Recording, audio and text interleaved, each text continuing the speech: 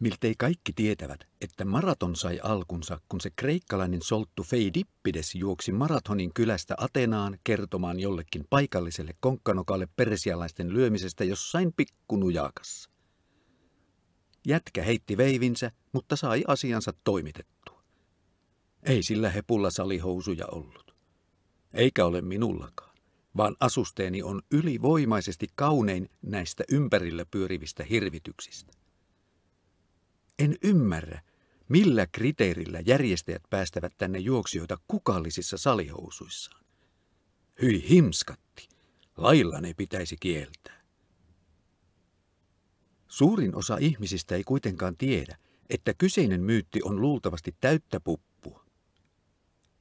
Ilmeisesti antiikin Kreikassa ovat menneet tarut sekaisin ja juttu maratonista on kahden eri tapahtuman yhteen lätkäisty kertomus. Tapahtumien välillä ei ole ollut kuin vaivaiset 2500 vuotta. Helpostihan siinä erehtyy fiksumpikin yksilö, saati sitten kreikkalainen tarinankertoja. Onhan kaikilla tiedossa kreikkalainen tapa hoitaa asioita tiskin alta ja tutunkauppana sukulaisille. Joka tapauksessa maratonissa on kyse traditionaalisesta lajista, jota en lähde tässä yhteydessä suuremmin morkkaamaan, vaikka se antaisikin mahdollisuuden morkata samalla myös koko korruptoitunutta olympia-aatetta ja sen edustajia. Siihen ei liene syytä, päinvastoin. Aion tässä kehua maratonin lajina maasta taivaaseen ja takaisin. Olympia-aate levätköön rauhassa haudassaan.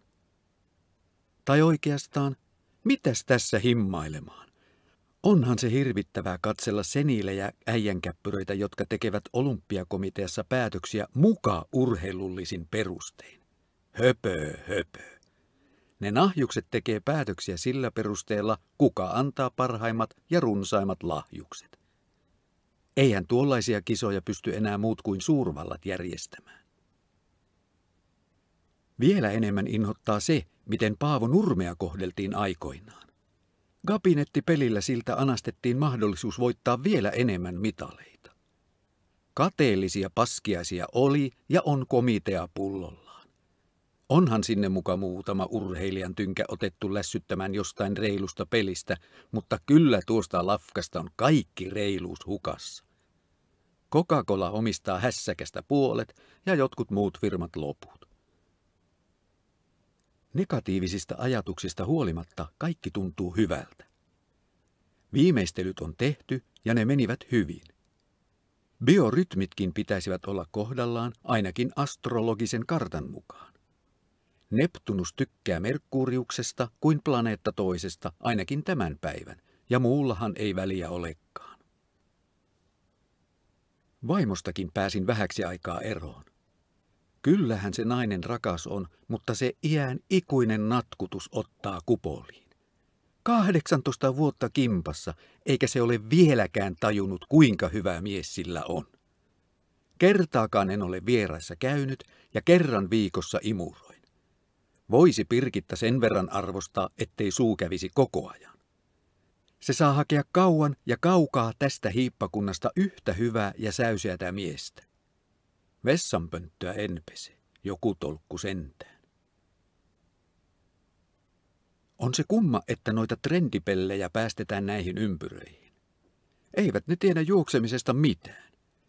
Ne juoksevat vain sen takia, kun se sattuu nyt olemaan muotia. Minä juoksin jo silloin, kun nämä idiootit istuivat tukka takaviistossa Sivan ikkunanlaudalla ja sylkivät. Kyllä maratonin juoksemisen tarvitaan muutakin kuin geelillä ihmettötteröiksi tuunatut hiukset ja millinen huuliparta poskessa. Siihen tarvitaan luonnetta ja älyttömästi kilometrejä kantapäiden taakse sekä litroittain hikeä. Sitä noilla pelleillä ei ole, eikä tule. Hittolainen, meinaa verryttely unohtua, kun noita katselee. Pitää päästää irti, että pystyy keskittymään omaan tekemiseen. Nyt on pakko onnistua, muuten perii muukin kuin nestehukka. Sitä Reijon naljailua ei kuuntele kukaan, jos häviän sille tämänkin vedon. Vähän kyllä pelottaa, kun olen kuullut niitä Penttilän treenituloksia. Jos ne pitävät paikkansa, se mulkosilmä on ihan saletissa tämän kanssa.